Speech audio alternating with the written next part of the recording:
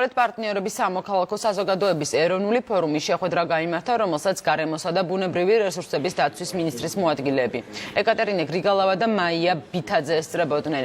განსახილველი დოკუმენტები სამოქალაქო საზოგადოების ფორუმის საქართველოს ეროვნულმა პლატფორმამ შეიმუშავა. გარემოს დაცვითი პოლიტიკა, ნარჩენების მართვა, სატყეო პოლიტიკა, გარემოს ხარისხის გარემოს დაცვითი მონიტორინგის სისტემის შეფასება და ევროკავშირის დირექტივებთან ჰარმონიზება.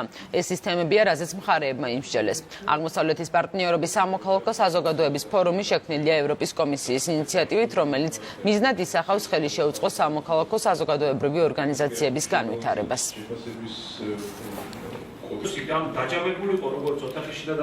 ეს დოკუმენტები ეხებოდა იმ საინტერესო და საჭირო საკითხებს და მიმართულებებს, როგორიც არის სატყეო რესურსების მართვა, ნარჩენების მართვა, გარემოს დაცვითი პოლიტიკა და ყველა ამ თემაზე ჩვენმა დარგობრივმა სპეციალისტებმა დეტალური ინფორმაცია მიაწოდეს ფორუმის წარმომადგენლებს და გასცეს პასუხი მათ შეკითხვებს.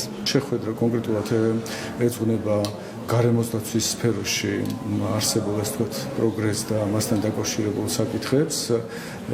არასამთავრობო ორგანიზაციებმა შეიმუშავეს პოლიტიკის დოკუმენტები. აი ამ